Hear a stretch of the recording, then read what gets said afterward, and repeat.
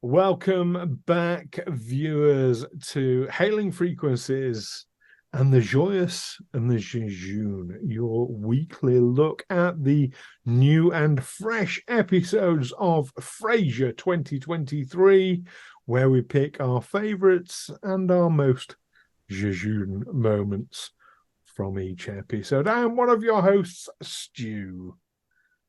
And I'm your other host, Alastair Stu. What's happening this week? Well, we've had an exciting week televisually, haven't we? Certainly have, yeah. Frasier, we've got other things going off in the world of television, like we've had the final episode of Lower Decks season 4 now, the Star Trek series. It was the last episode of Generation V, the Boys spin-off. That came out today. The Curse of Skinwalker Ranch dropped a really interesting episode. It's all been happening. Oh, and Invincible has started a new series. I've been very excited. I've been glued to the set. There's no shortage of things to sink your teeth into, but today we are here to talk about season 1, episode 5 of Frasier 2023, The Founders Society.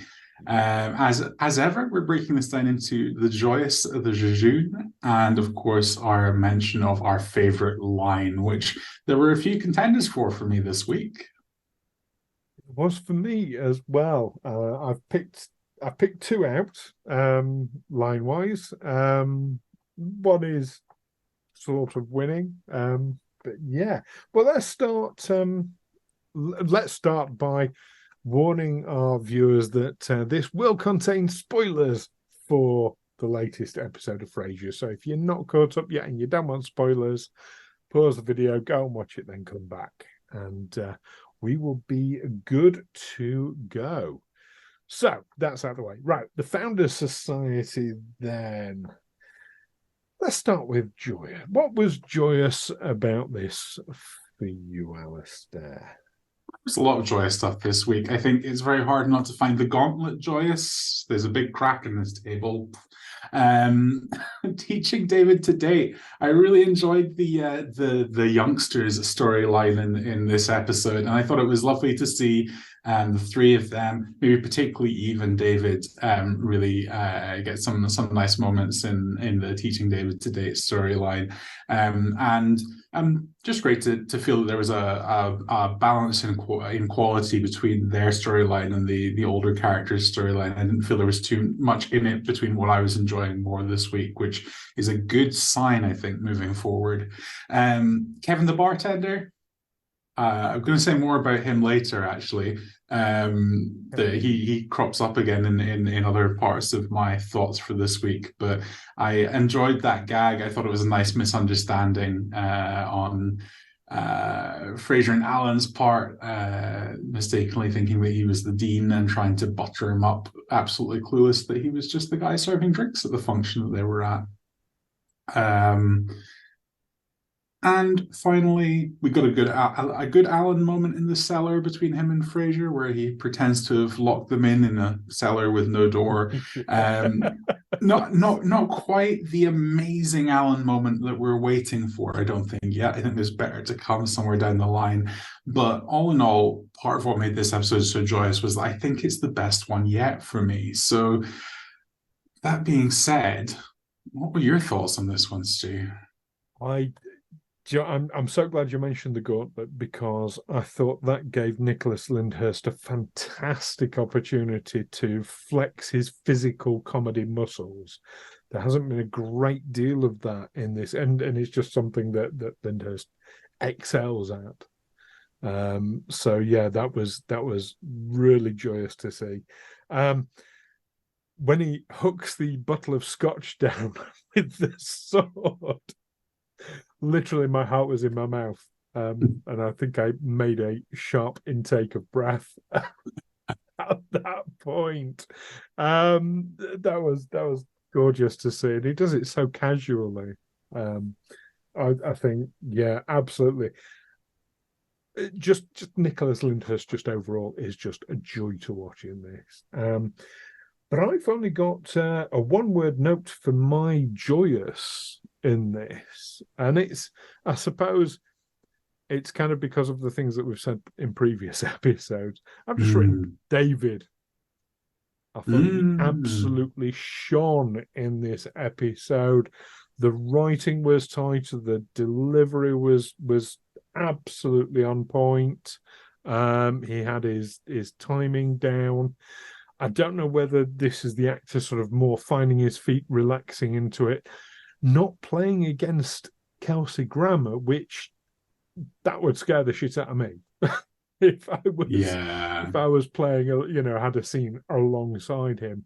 Um, so more kind of, yeah, performing alongside his contemporaries. Maybe that's given him a bit more room to breathe as an actor. Well, of course, I really enjoyed him in last week's episode where he got mistaken for an orphan at the fire station, and I thought that his performance was a little bit less forced, a little out of the shadow of David Hyde Pierce, and had started really enjoying him there. And I'm very glad that this week's episode has brought you into the David fan club with me as well, because I totally agree with you that I think this week is great stuff again for David, and the actor is great fun to watch as a result. Definitely, definitely. I have to nitpick a little bit on well, I'm going to question something in the writing actually, and it was one of David's lines where he says, I don't understand it because my father's such a ladies' man, and that got a big laugh. And I'm thinking, well, actually, Niles was. Yeah. All right, he was awkward, and he was obviously he wasn't an everyman. But actually, you look at the women he wooed, he did he very, had very well. He he was had no always shortage of sophisticated. yeah. Yeah, his dress sense was absolutely on point. He was a very, very classy. I would say, I wouldn't use the term ladies' man, but I wouldn't say he was the opposite, which that joke seemed to imply. Absolutely fair point, I think. And there's a lot of people have commented on. In fact, I think you commented on in one of our earlier episodes about the kind of overbearing laugh track that's very frequently used in the reboot, and I kind of filter it out as I as I watch these episodes. So I often don't pay too much attention to where things are, but yeah, I don't think I think you're right that is kind of just lazy writing and not really deserving of a big laugh, owing to the fact that you're totally right that it's just not, it doesn't make sense really in terms of continuity. And I'm still finding that some of the lines that I'm finding funny are still not getting the laugh track, are getting either no laugh track or low key laugh track. I really like the moment where um uh, Freddie turns to Eve, who is belittling him for reading Little Women, and says, "Well, maybe you should try growing up as a young girl during the Civil War or something." And Yeah. I think it, as I say, maybe gets a very minor play on the laugh track or none at all. And to me, that line is much more classic Frasier than a bunch of the stuff that gets, wallops by the laugh track. And I felt that about, a few bits and pieces over our first few episodes. So I'm hoping that, this is just the show finding kind of what resonates or not. And maybe things will click into place a bit more, and we won't get big laugh tracks for lazy writing moments, and we will get them for others. Fingers crossed. I absolutely hear you on that. I often think so. I don't filter out the laugh track. I find it interesting to listen to where the producers are telling us we should be finding things funny. And I kind of use it as that as a gauge. Okay, this should be funny, but I thought, like yourself, it's like some of the things that aren't found as funny. I found, but how much of that do you think is the British sense of humor versus the American sense of humor? They are very different senses of humor. I think that the original Frasier has no problems at all on that count, or Mm. almost no problems at all. So I think that that's a big, it's a big precedent for why this show could have no problems at all with that. I think that there is um, perhaps more of a problem with the show just not being sure of what exactly it wants to be and where exactly it should be trying to play up its what it perceives as its best lines or funniest moments. And there's maybe a cultural difference there in terms of um, some of the sitcoms that are produced and made in the States. We don't really get to sometimes we don't get to see it all over here, and sometimes we don't get to see them in the same way with as much emphasis. So I think that um, where the show is not aspiring to original Frasier and where it's happy to just kind of rest on its laurels and just be another American sitcom is perhaps where those moments collide of cultural sort of misunderstanding in a show that's not particularly confident about what it's trying to be as well. I think there's a few problems going on at once for the laughter track and where it's trying to place its emphasis and who it's trying to communicate things are funny to. And yeah, it's not the best point of the show. But I applaud you for puzzling it out and paying attention to it because I don't think I could suffer through that process every episode, but it is very useful for kind of reading more into how the show thinks of itself and what it's trying to tell us as viewers. So great work, Stu. Thanks for that. I thank you. I suppose I'm in quite a unique position. I view shows like this. I study them for work, because quite often I'll be auditioning for American casting directors or American producers. Um, so understanding what it is they're looking for is quite important. Yeah, so yeah, I thank you. I think I think you've hit the nail on the head with it, though. But I also think there's probably a good place to segue into the what was particularly Jejune about this episode. But before we do, I just want to caveat what you said earlier about this has been your favorite episode today. It's mine as well. Absolutely, by far. Yeah, This has been a standout episode for me. But that said, what was Jejune for you? yeah. I mean, it is my favorite episode so far, but I think that not it's still not firing on all cylinders in the way that I hope it's going to get to as things continue. So, I didn't think the phone mishearing joke was funny. The text predict thing that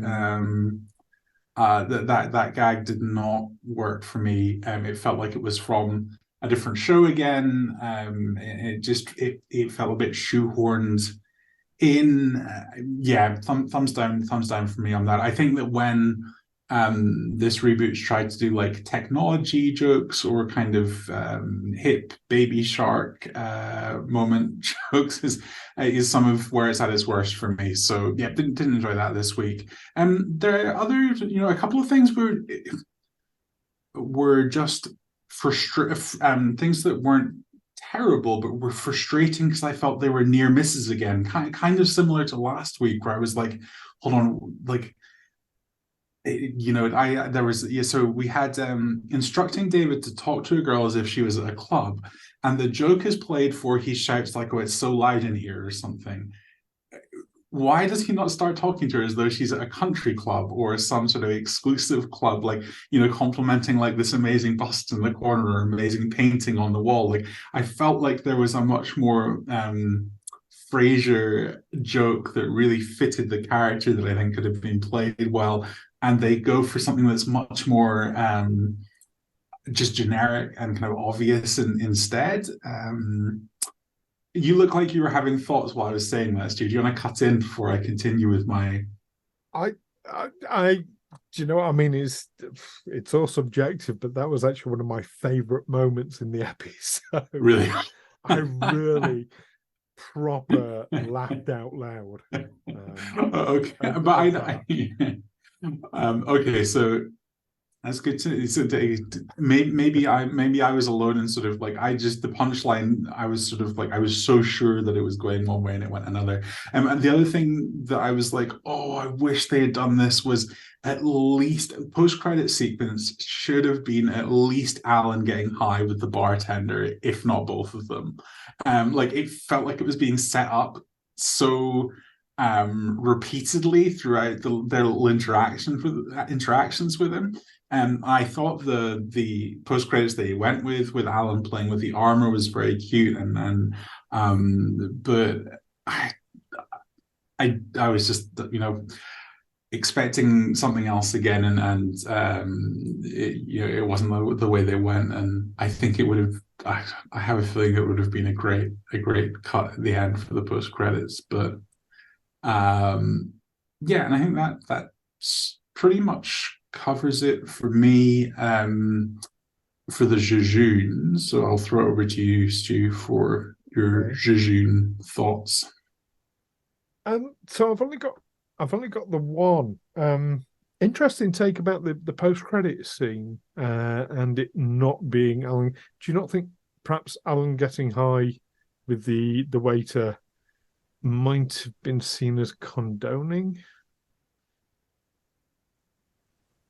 Oh, as in sort of like a problem with kind of are you thinking of like kind of code problems, Stu, in terms of like Uh, the tone of content, or well, condoning drug taking basically.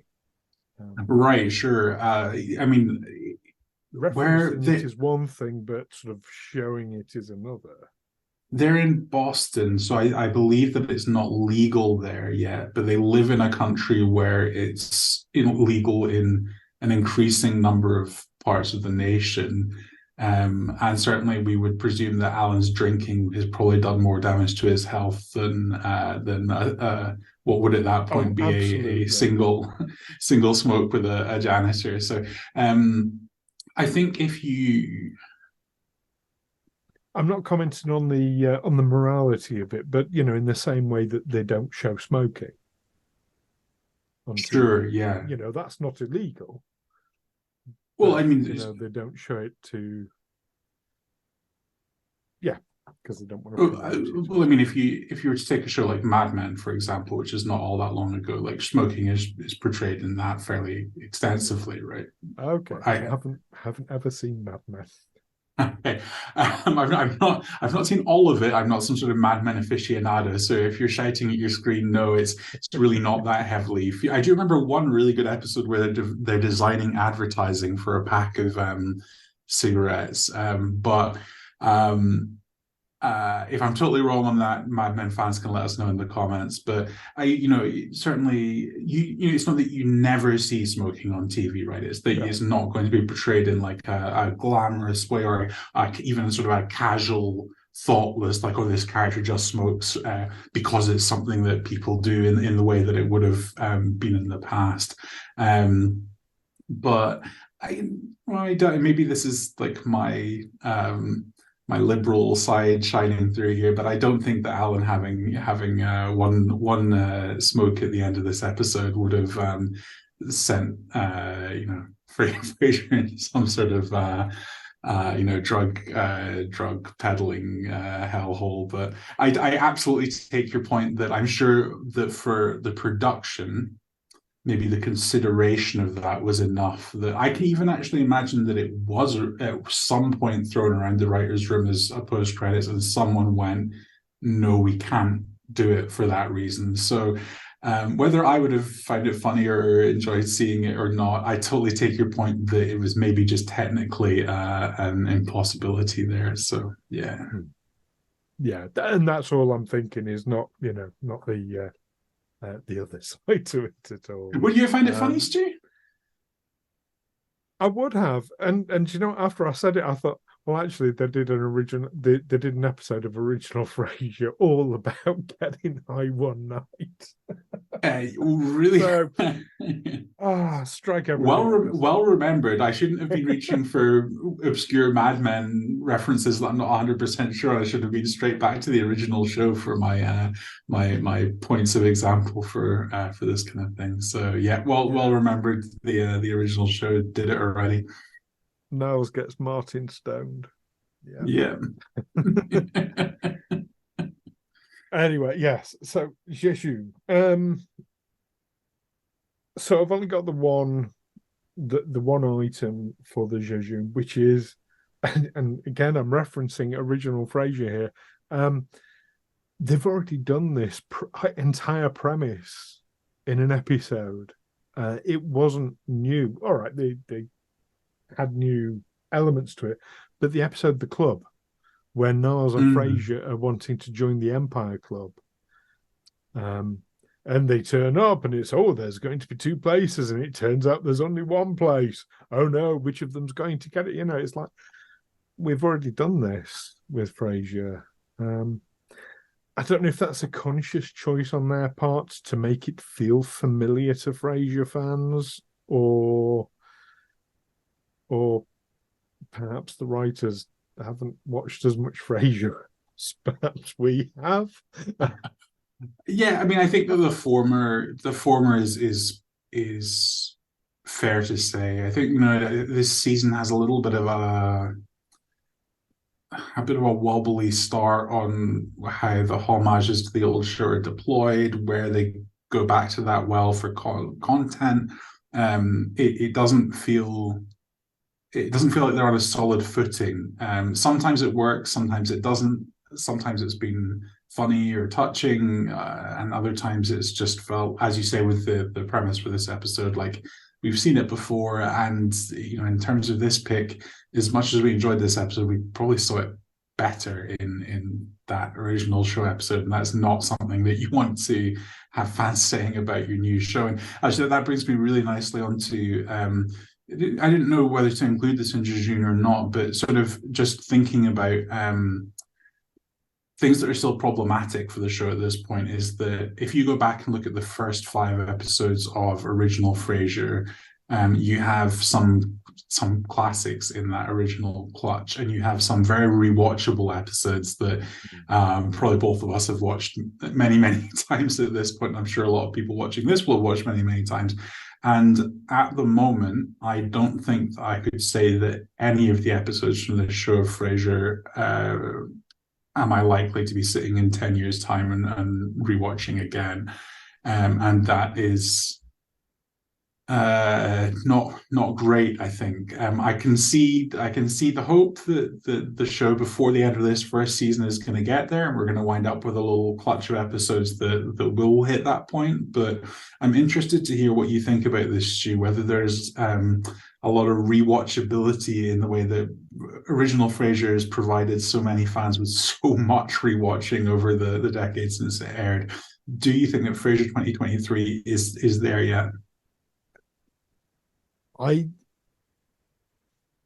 it it isn't for me as yet.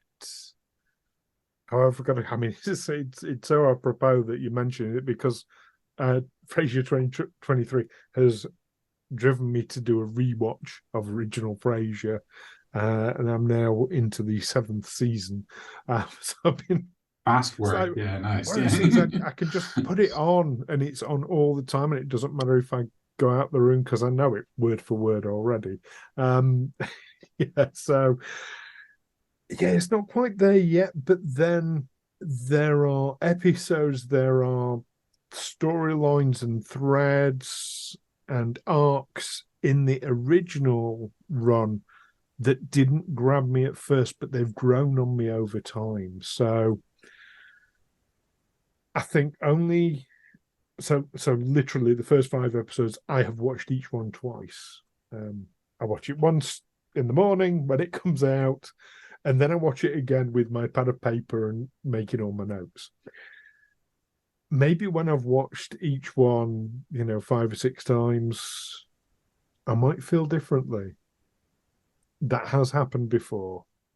Yeah, yeah, no, I think that's a good thought. Yeah, if you sort of whether repeat watching And also seeing just how the rest of even this first season unfolds. Sometimes it all comes together to be something that you didn't quite see at the first brush with it. So we'll come back to this, I'm sure, in the future. But I thought it was a good moment, 5 episodes in, to just quickly take stock of how the new run is faring with that. Oh, definitely. And at the end of it, I'm sure we'll do the same and look back over the 10 episodes and have a similar sort of thought. But let's wrap up today's episode with our favorite lines then. So you say you've got a few. I Top whittled two. I whittled it down to one, and my runner-up was actually the one that I mentioned already about Little Woman and growing up during the after the Yes. Civil War. The one that I went for in the end was, "I'm a gentleman, so I'll ask first. Can I smell your hair?" I nearly mentioned that one earlier when you were talking about referencing previous episodes and like original Frasier. Easter eggs like that are just beautiful to me. Yeah. Yes, yes. Yeah, that was it for me. What about you, Stu? Uh, so, uh, my runner-up was a David line. Well, it was a byplay with Eve and David. Uh, when David said to Eve, "How many girls have you kissed?" Just more than you, babe. Yeah. So that was a nice. Um, a lot of that was in the delivery and the timing and the facial expressions for me, rather than the actual written line itself. Um, but my favourite line was Olivia's. With my connections, Dr. Crane's celebrities, and Alan. Yeah. Yes, that was an amazing line. And it did when I think that maybe comes first in the episode. And for a moment it was lodged in my head as like, oh, episode line of the week, that one. So yeah, no, big thumbs up for me for that one as well. Always good to hear a gag at Alan's expense. Yeah. Well, like you said, there were so many good lines in this to choose from. So yeah, absolutely. But I'm really keen to hear what our viewers' favorite lines are and what were their top joyous and jejune moments from this and all the episodes, of course. So join us next week when we'll be looking at episode 6. More of the same. Uh, until then, uh, good night, Boston and Seattle and everywhere else, and good mental health. Take care. Bye bye. Bye.